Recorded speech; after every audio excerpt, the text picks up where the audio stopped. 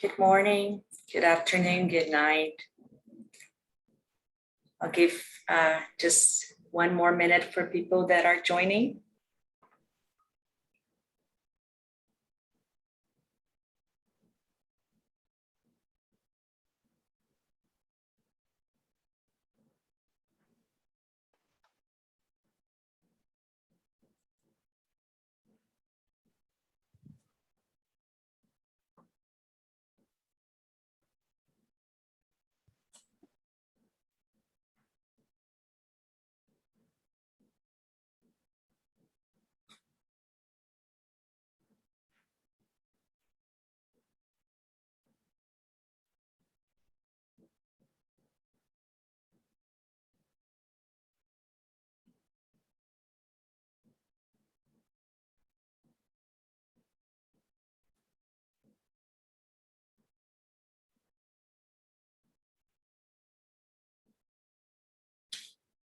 Okay, let's start.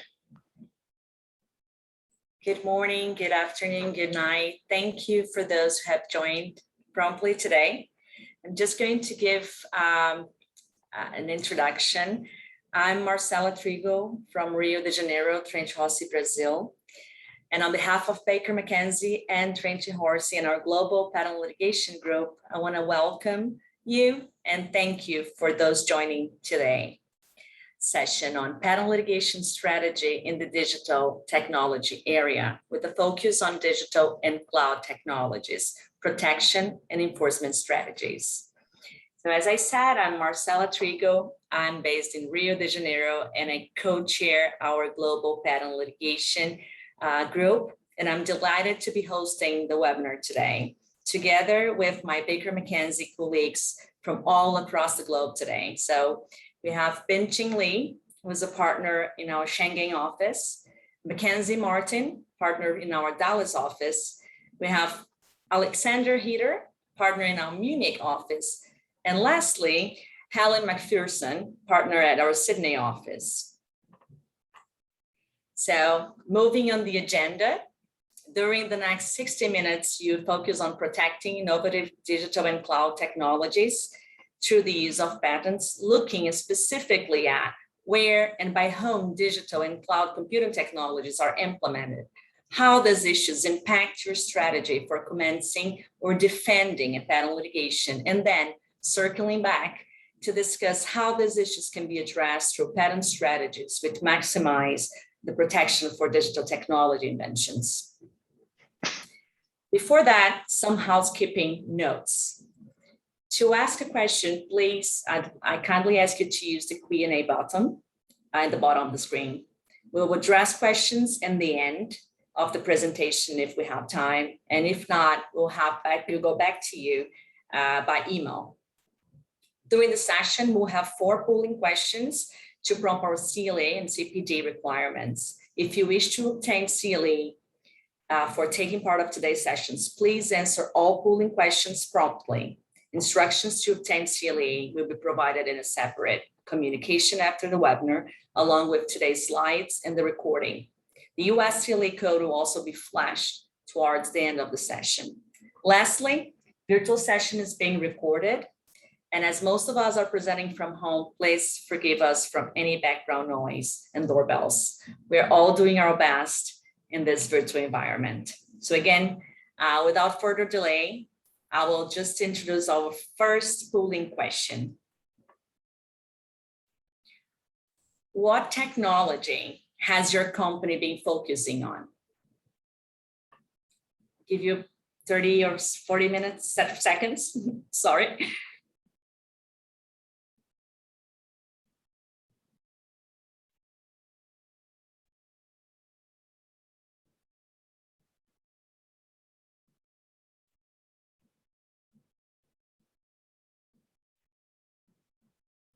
Okay, I'm ending the poll, and very interesting results we have basically.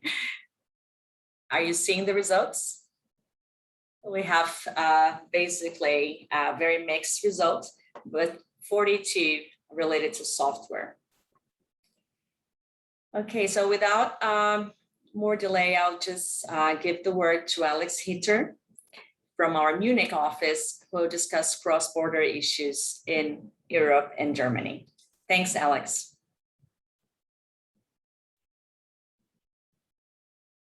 You are on mute, Alex. Oh, the classic. Thank you very much, Marcella. Then please, let's go on with the next slide.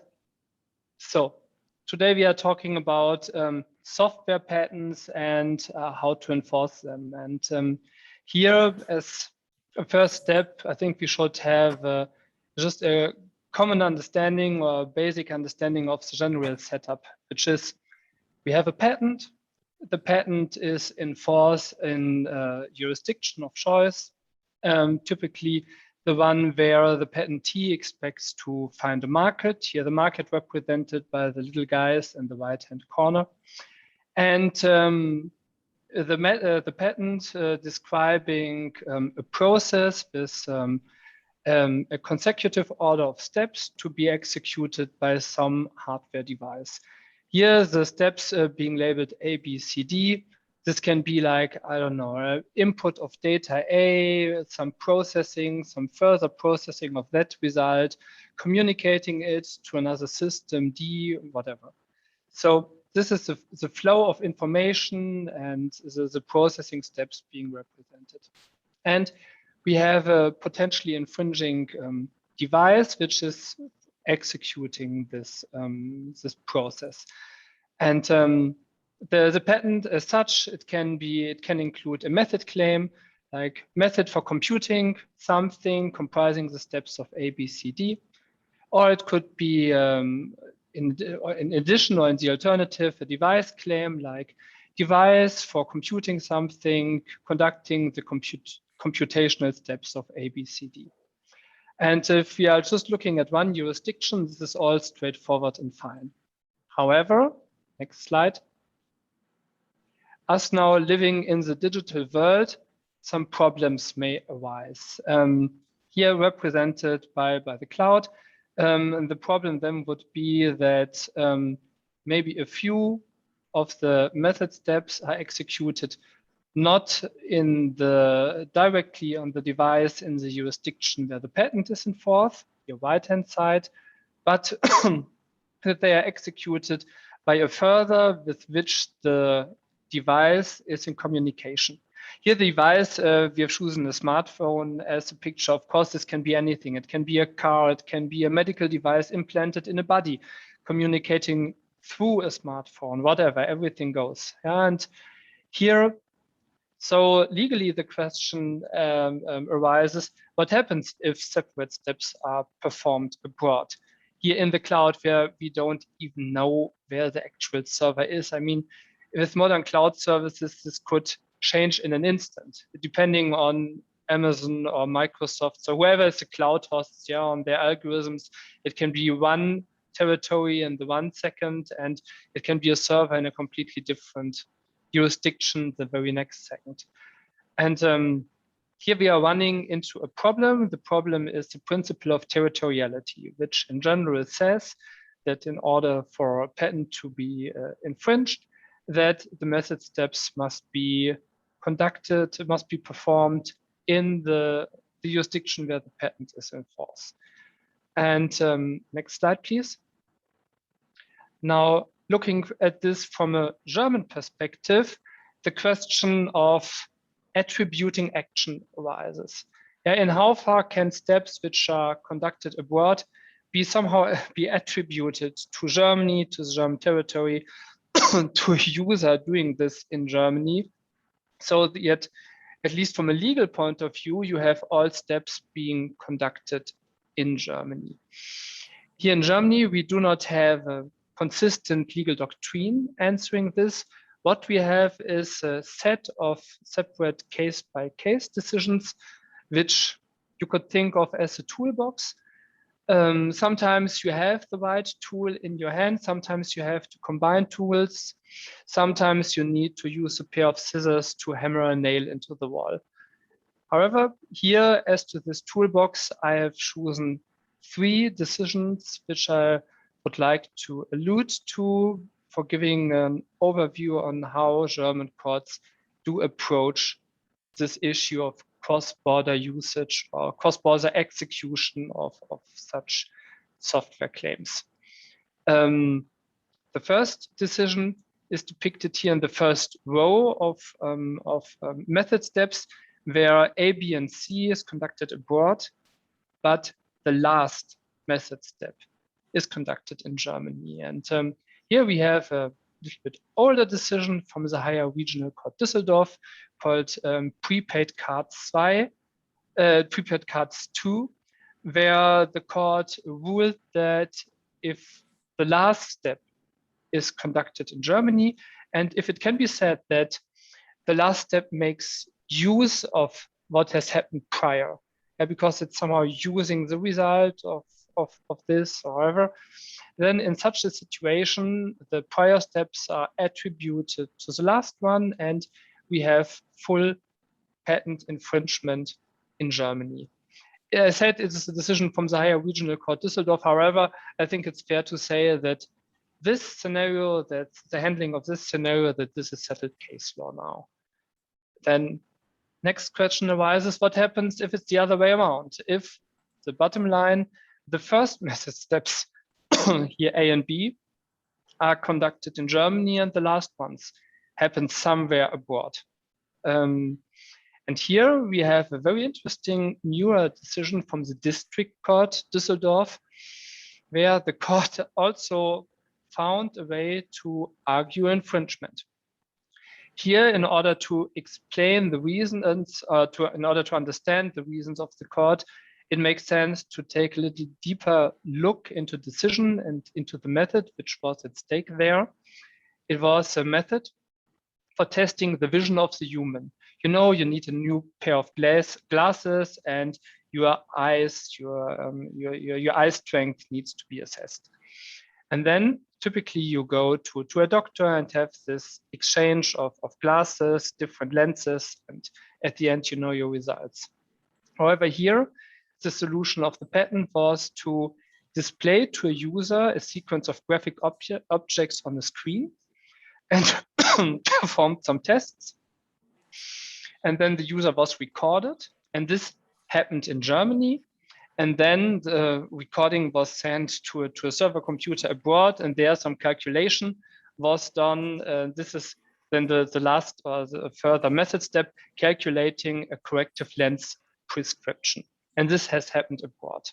However, here the district court came to the conclusion that this is infringement in Germany because the method was at least partially executed in Germany and the economical effect is realized in Germany. And here the economical effect was considered to be that there was no need for expensive eye testing machines, that just the user was able to do this in front of this home screen of his laptop, whatever. And well, this happened in Germany, and therefore the court found for patent infringement. As to this decision, I think it should be taken with some grain of salt because it's just a lower court decision, and it's not clear in how far higher courts would have approved this. The decision became final.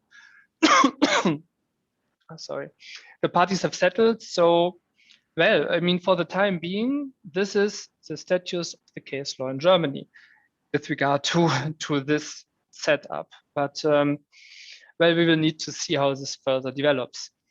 And the last decision I have here with me is one where all method steps are conducted abroad, here represented A, B, C, D, but that a final result of the computation is sent to Germany. So here, submitting the result obviously is not a method step as such. Yeah, it's just something subsequent to the patented method. And here, the Federal Court of Justice, so the highest civil law court in Germany, has said that first, data can be subject of derived of derivative product protection, which is something you typically know from the field of chemistry, right? You have a process, a new method for creating some kind of well-known plastic, and then you have your method claim.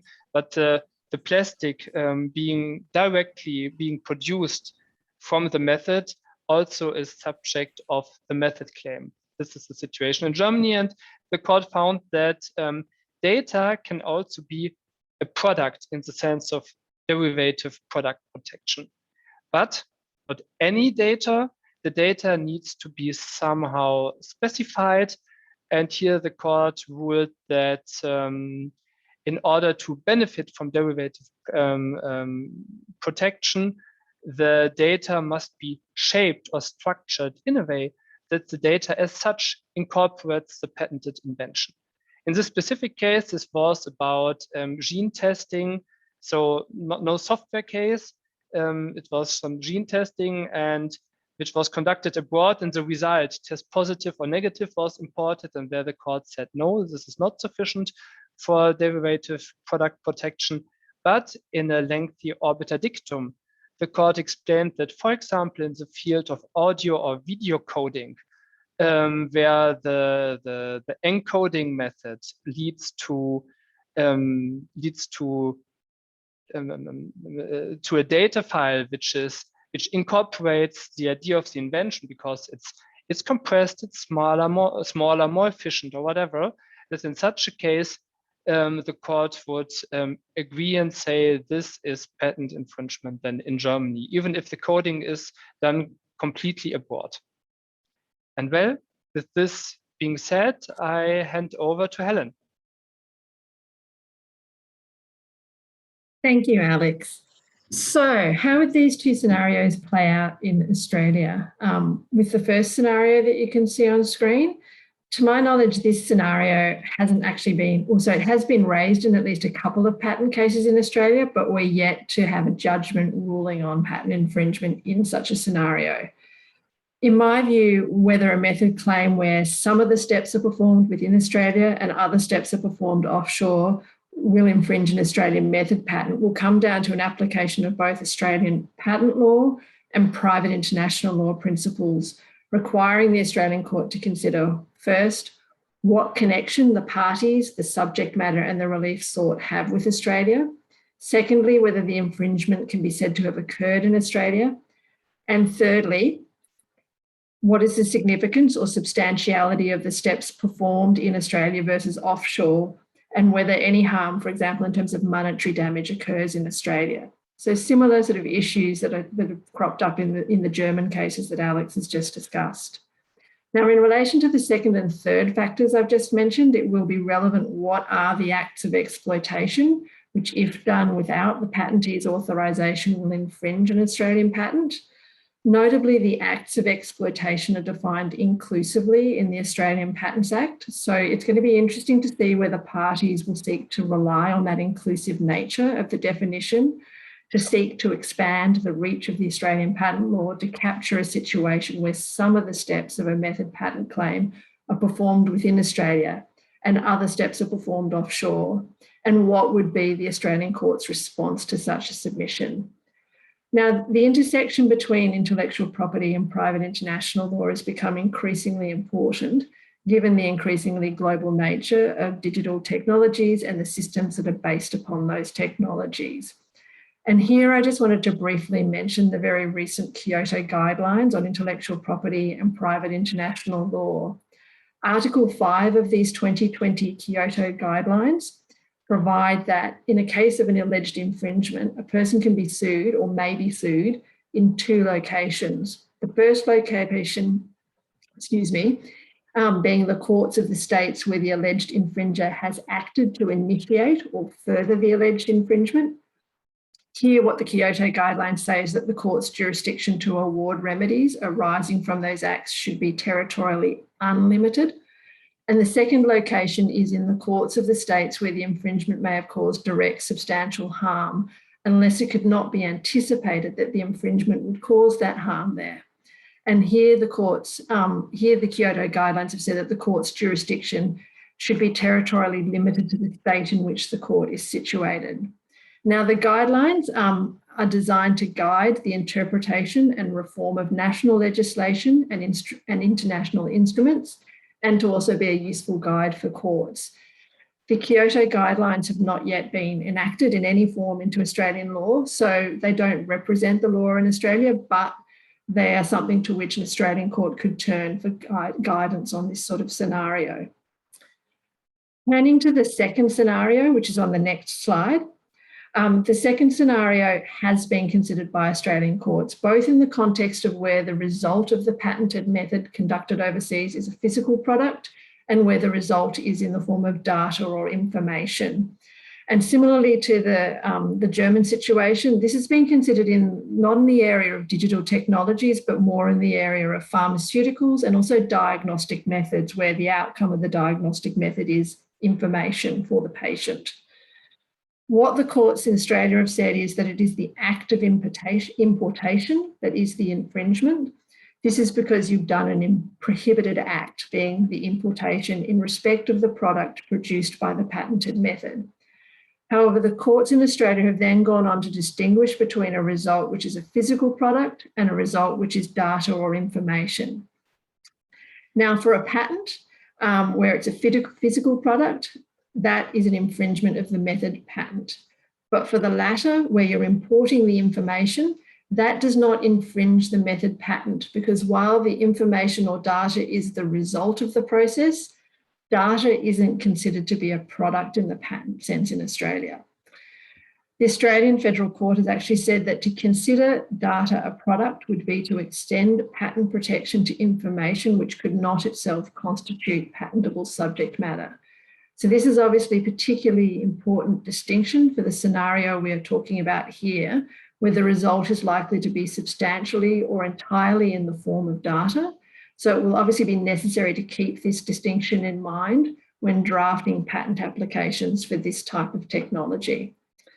I'll finish there and I'll hand over to Marcella.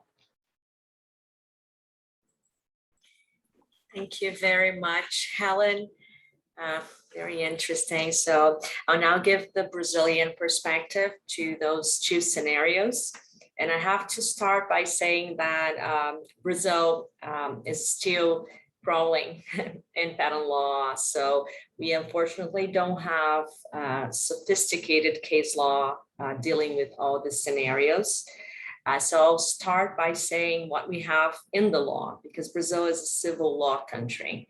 So according to Brazilian law, what we have is that a patent is infringed if there is importation, sale, offer for sale, or any act conducted in Brazil, but importation is in there. There's also infringement of a product obtained directly by a patent is also considered infringement under Brazilian law. There's specific provision to that. Finally, we have in Brazil, patent infringement is also a crime, and we have some provisions involving crimes of patent infringement, and those specifically refer to exporting or importing a product which is obtained directly by a patented process. So that would go in the scenario 2 that I'll discuss.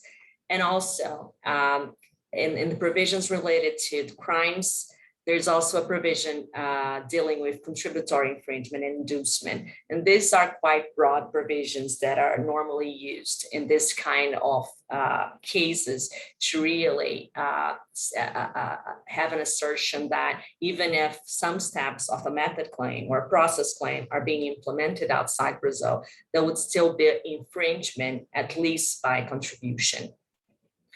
So just going to scenario 1, where Alex and Alan well explained that you have a system or a method claim where some of the steps are conducted abroad and some are obtained in Brazil. We don't have case law specifically dealing with the situation, but according to the law, if there is a object being imported in Brazil implementing such method, the question of whether 1, 2, or 3 steps would be implemented outside Brazil would not be a question in Brazil.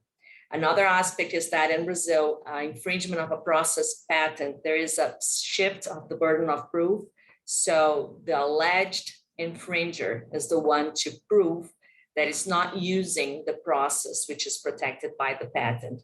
So this is a concern in Brazilian law because this is in the law, and although judges would have some discretion to shift or not the burden of proof, since this is in the law, this is normally requested by the patentee at the time of filing. So we currently have 2 cases, at least that are public available, and that we have information about them, because a lot of patent cases are also under seal. But there are 2 cases that I can cite that involve 2 situations. I think none of them are exactly in this pattern, but one involves technology for encoding audio for cell phones from analogical to digital, EVS technology, enhanced voice service technology. So VideoAge has sued Multilesser over their patent on the process for this encoding. They attached several expert opinions from start showing that there was infringement, although the infringement was happening outside Brazil. The product, which was the phone from Nokia versions 5.3 and 5.4, they were imported to Brazil with this technology embedded in the product. So the economic benefit and the product, which had the technology embedded, was in use in Brazil. So basically, there's no final definition on the case now, but what I can tell you is that there was an injunction granted from start based on this expert opinions that were presented, and this injunction request was stayed in an interlocutory appeal by the Court of Appeals in the appeal level, which is a 3-judge panel deciding that. And basically, the court did not went to all the sophistication on whether the steps were happening abroad, or whether the product had the technology embedded, or whether how to address patent infringement, because it was a preliminary decision on a PI. But what the court basically said was, this is too complex for a PI. So it overruled the decision. The other case, it's also related to encoding technology, but related to video streaming. So it's a compression of high definition video. This is a case that is under seal. So I won't mention the parties' names, but there are 2 US firms, and it's a huge case. And it's also a patent that allegedly is being implemented, and some steps are of course done abroad, and some steps, and the result at least, is in Brazil. So there was also an injunction request.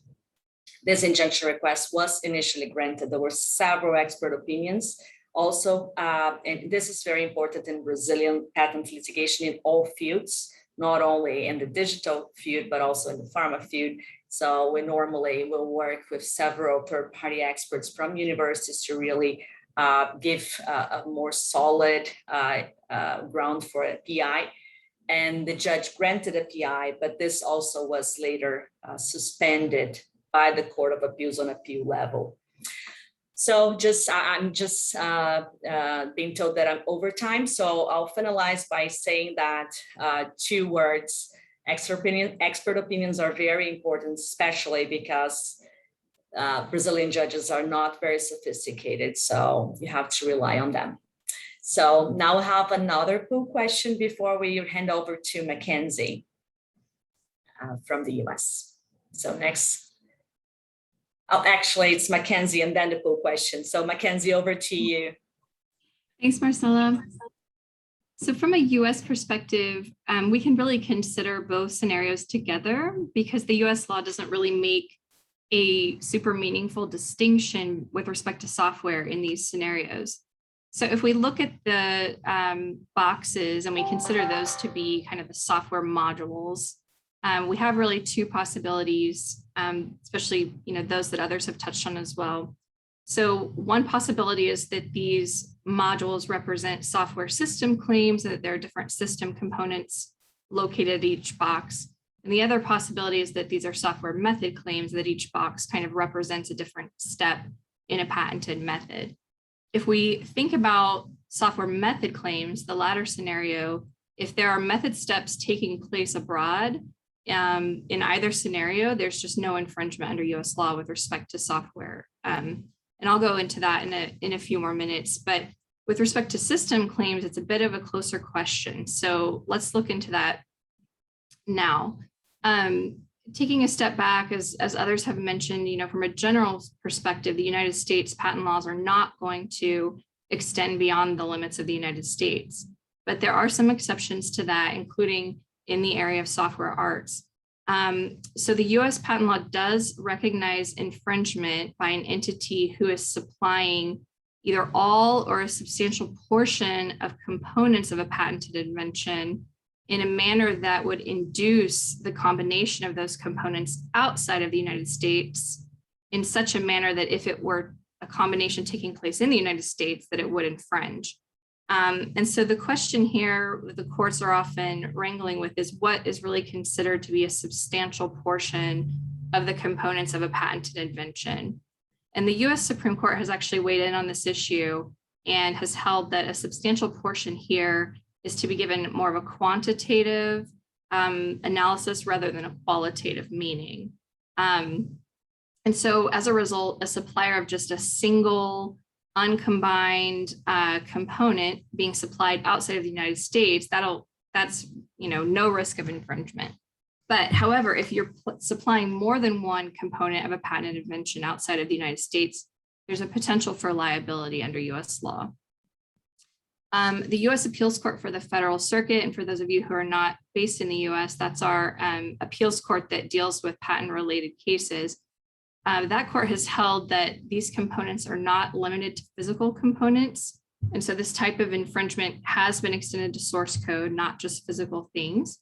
And so as a result, if you're supplying more than one patented component of software outside of the United States in the manner that I described, in a way that would, you're actively inducing the combination of those components in a manner that would infringe if it were occurring inside the United States, that can lead to liability. I mentioned earlier that method claims are really treated quite differently. The US Court of Appeals for the Federal Circuit has also distinguished software system claims and method claims in a variety of cases, but they've looked at that specifically in relation to extraterritoriality as it pertains to this webinar. With a system, use within the United States can be extended to scenarios where the control of the system is exercised in the United States and where the beneficial use of the system is obtained. And so if you have a use of a patented system with some components within the United States and some components outside of the United States, that can constitute an infringing use under US law, as long as the use itself and the benefit obtained occurs in the United States. But methods are fundamentally different under US law. Methods just simply cannot be used within the United States unless each and every step is performed in the United States. So use of a patented software method that's utilizing a step that's performed outside of the United States is just not going to infringe as a matter of law in the US. So if we extend this even further, courts have determined that if you're selling a product that performs a patented method, that also does not infringe a method claim if the customer is practicing that claimed method abroad. So the takeaway here, as we listen to all this, and we'll also hear from Ben-Shin on China in just a moment, we really need to think about having claims of varying scope and in a variety of forms when we're looking at our patents that have significant international importance to the company. And we'll talk a little bit in just a few moments on how we're going to do that. But first, I want to hand it over to Ben-Shin to hear about China. Thank you, McKenzie. So for China, we also applied all element rules for patent infringement recognition. That means if some of the staff actually implemented overseas, then there will be no infringement found by the court. However, in recent years, there are some development. For example, for the system claims, one of the rules just established from the Guojun versus Tenda case is the solidification rule. And the rule means that one equipment has a default setting which can actually implement all the patented process, then the manufacturer of that product can be constituted as an infringement. And further, there are some discussion among the academics regarding the patent infringement related to cloud and also digital technologies. One concept is the overall use and the beneficial place. So if one of the core measures or a core system is used in China, then the people consider, the court in China have the right to consider all the steps, regardless whether it's implemented in China or overseas.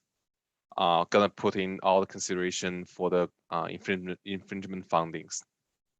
And another concept is the key step rules, similar to my colleague McKenzie just mentioned. So not regardless whether it's the last step or the initial steps, as long as the key step for the whole process, then the court have the right to consider the rest of the steps, regardless where it's implemented for the infringement findings. However, so far, how the court gonna see this issue still remain untested. So we consider it worth to keep a close eyes on this issue. And regarding the results, for this one, actually, similar to other jurisdictions, we also have the rules that a product directly derived from a process patent also protected by the process patent. So in that further, there's a rules mentioned that the importation, also the manufacture of such kind of product can be considered as an infringement. So for digital technology, however, there's no case so far, and the rules still remain untested. We consider the risk is relatively high based on the practice in other jurisdictions and also in other technical fields in China. So if the company have such kind of the business model, we're gonna strongly recommend the company to consult with their legal department and also with their external counsel before they're launching the product in China. So I'm gonna turn back to McKenzie for the next section. Thank you. Thanks, Bin-Shin. And before we get into the next section, we have a couple of poll questions that should be appearing on your screen now. The first one is approximately how many active patents and patent applications are in your company's global portfolio? And the second question is, what is the grant or rejection ratio of your company's patent applications? And we'll wait about 20 or 30 seconds so everyone can weigh in on that.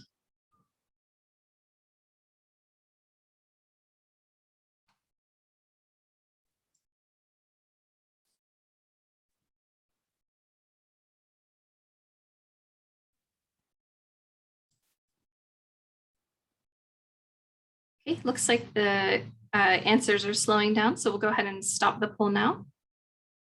And the results are quite interesting. We have folks with kind of a variety of sizes of patent portfolios on the call. And also we have folks who have had some pretty successful patent applications with a lot of grants. About 45% of the folks on the call have a mostly granted patent portfolio. So that's great to see. Okay, so moving into our next section, we want to think about, we can't think about enforcement of patents without thinking about claim drafting. And it's really important as a company, internally and also with your external legal team to really be thinking about designing claims with the end goal in mind with respect to enforcement. If you can go to the next slide, please. So as a patent owner, when you're developing your patent portfolio strategy, you really want to think about a variety of things. And before we jump into those considerations, I want to just kind of set the stage with a really simple software diagram. So here you can see a diagram showing kind of interactions between a variety of elements in this hypothetical cloud networked computing environment. There's a user device on the bottom right of the screen. There's a cloud service symbolized by the cloud there interacting with the user device. The cloud service is also interacting with several instances of server nodes with a variety of internal modules forming different steps. And the server nodes are also able to interact with and communicate with a database. Each of these components in our hypothetical system will provide certain functionalities within the system, of course. So whether you're initiating a step or you're processing some kind of algorithm, encrypting or decrypting data, sending or receiving information necessary to those processes, perhaps transforming data or analyzing information, each of these components can perform different steps, and sometimes these components can perform kind of overlapping set of steps, just depending on how the system is designed. And so in the modern context, where software companies and increasingly so traditionally non-tech companies who are facing digitalization of their business, we're really navigating kind of these cross-border services where these components are located in different jurisdictions. And sometimes these components are also hosted or run by different entities as well. And this really makes software patent enforcement quite difficult. And there are two reasons for that. One is just the divided infringement problem. And divided infringement will arise when there are multiple parties who are required to meet each and every element of a patented claim. You cannot prove direct infringement when you have multiple actors, and so you have to rely on indirect infringement, which is harder to prove in the context of patent litigation. In the context of this distributed software system, the divided infringement problem can arise when there's no single entity responsible for the system itself. Maybe you have one entity responsible for the cloud service and another entity responsible for the app on the phone, et cetera. So the second issue that makes patent enforcement difficult is the territoriality problem, which is what we've been discussing. And that is, so if there are elements that are not performed or made or used within a single jurisdiction, then we have a territoriality issue with respect to enforcing patents. And so how do we tackle this challenge? If you can go on to the next slide. So there are several considerations involved. First and foremost, what does the company want to protect? And that question typically comes down to what innovations are giving your company a competitive edge. That should always be kind of the starting focus of patent portfolio strategy and claim drafting. But in a distributed software system, we also need to think about who's the likely infringer. And most often this question will come down to, who are your competitors, as we typically would not want to design a claim where we have to go after a customer or an end user. So when we think about that, who are the potential infringers, we want to think about what functions are performed by different components in a competitor system or in the potential infringer system, and what design arounds might exist with respect to that functionality and where it is performed. And then when we go through those steps, then we have to also think about, at the end of the day, how do we draft a claim to encompass the potential infringement scenarios to protect the product, given all these different factors at play? And one way to visualize this is to really just draw a box around the potential entities or the potential infringers that are in the software system, and kind of think about how to protect the subsystem within the universe of those potential infringers. So here you can see the box currently is around the user device, and that is the system component that's receiving direct input from a user. That component, the user device, would then send information through a cloud service, if you can click, and then to one or more server nodes, if you can click in the system. And then the server nodes may interact with a database or a database service, if you can click again, to send and retrieve information and store information that's pertinent to the invention. And if we're just thinking about like a method claim for the sake of discussion, on this kind of distributed system where there are different steps performed by different components in different jurisdictions, then that claim really runs a risk of not being infringed in the US and potentially elsewhere. So for example, if we're thinking about, kind of the typical method types of steps, we're going to receive a user command for X. Well, that's being performed at the user device. If we're going to process the command for X, that may be performed at the server level. If we're going to transform the X vector in accordance with the processing, that may also occur potentially at the server. It could be performed in the cloud. And as you can see, when you have all these different entities and components at play, then we run the risk of both divided infringement and territoriality issues coming up. So at bottom, when we're drafting claims for an invention for this kind of hypothetical system or any system, we have to consider what and where information is being sent, where it's being received, where it's being stored and processed, and really draft claims in a way that capture the functions on a kind of an entity by entity level or a component by component level. And there are ways to word the claims so that you can capture those actions occurring within each component. And also, we usually recommend that you would draft claims of different scope to kind of capture different permutations of those kinds of actions. And so if we're looking here at this scenario again, let's say, for example, that the likely infringer is a company that's providing an app for a mobile device. So you can kind of see the target there on the mobile device. But some of the inventive steps of the patented processor system are performed or used or made at the server level. And you can kind of see the X there on the server to represent that.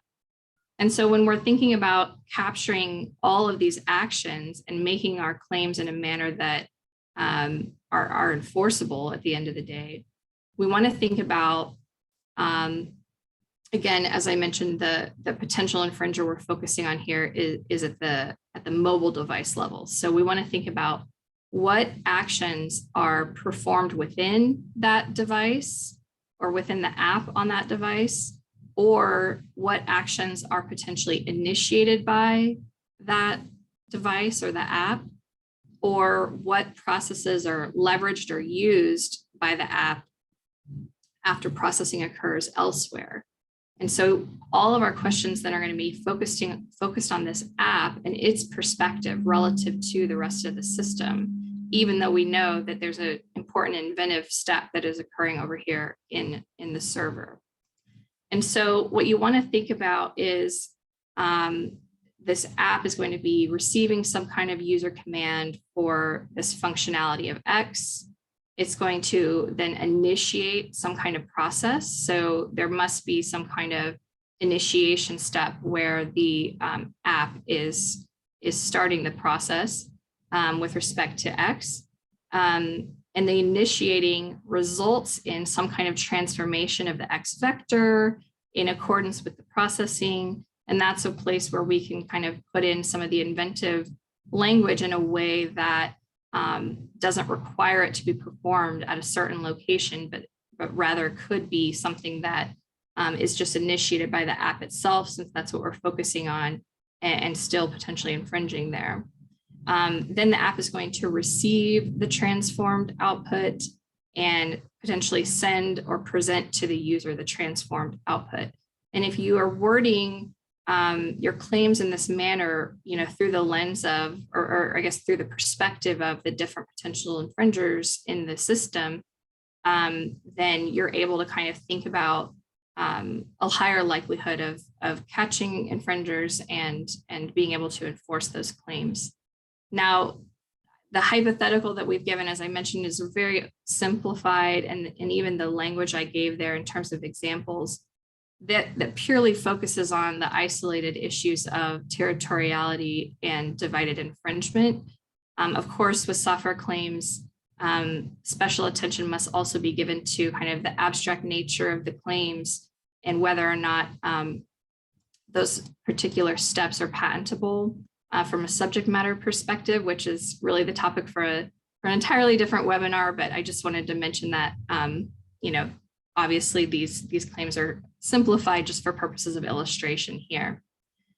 But with that, I'm going to close on this section and pass it back to Marcella for our final poll and our Q&A.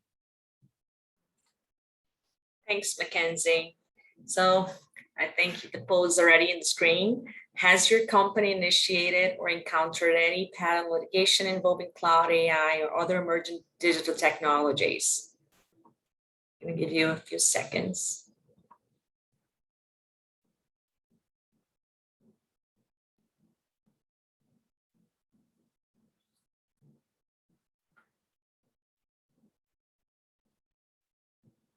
Okay, I think we can close the poll. Yes. Okay, 14% yes. Most of you know or don't know. Okay, interesting. Okay, so now conscious of time and noting that we have covered our main topics, I think we can answer a few questions. So please send your question through the Q&A box below. And before we open the floor for questions, I will now flash the US CLA code on screen. Oh, it's already there. And I'll read it to you. TS102621. I'll read it again. TS102621. Instructions to obtain CLE, as I mentioned, will be sent after our webinar. So we'll take any questions from the audience now. Please use the Q&A button.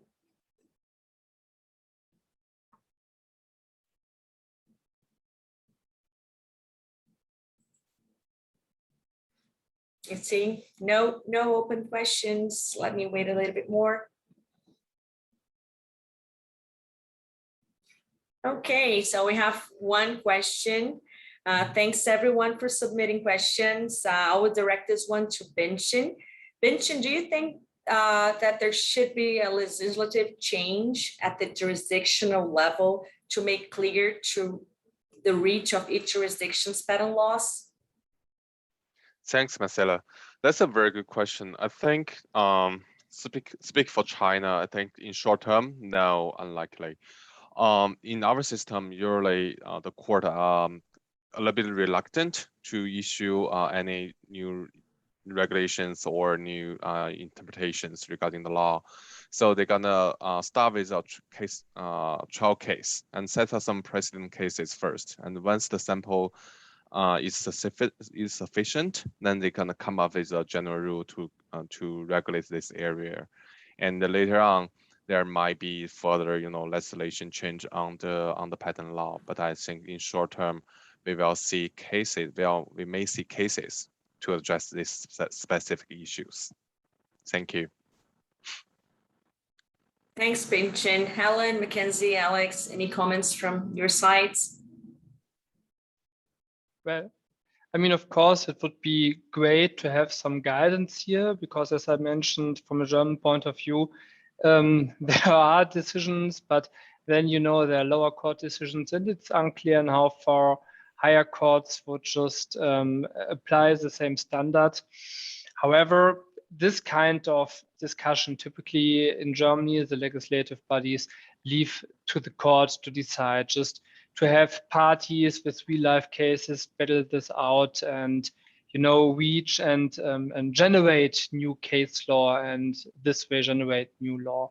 So and given that we already have had an amendment of the German Patent Act with regard to the whole discussion of injunction gap slash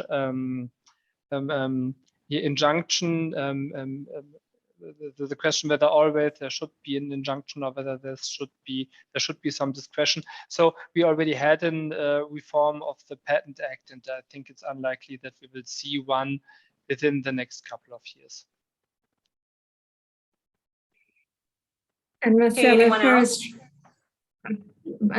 for Australia, I'd say the position is pretty similar. I think ultimately we're probably going to need some legislative change, but I think before that we'll probably see a few of the federal court judges, which is the court that's relevant for patent law in Australia, actually probably decide cases on these issues. And we have got some judges that are prepared to make quite progressive judgments and to really push the boundaries of the sort of the interpretation of our Patents Act. So I suspect we'll see some judgments first before there's any legislative change in Australia.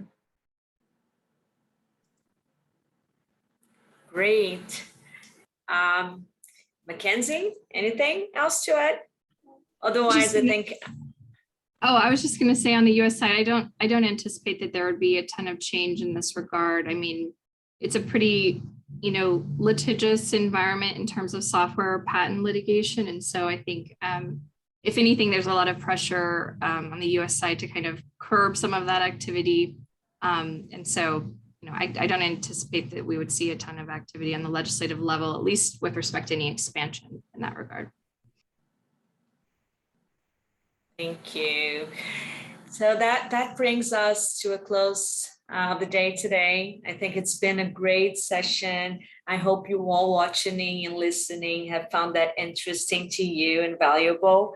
For those questions that you may not have put in the chat, but come up later on, please feel free to email to us, reach out to any of us, and we'll be glad to answer.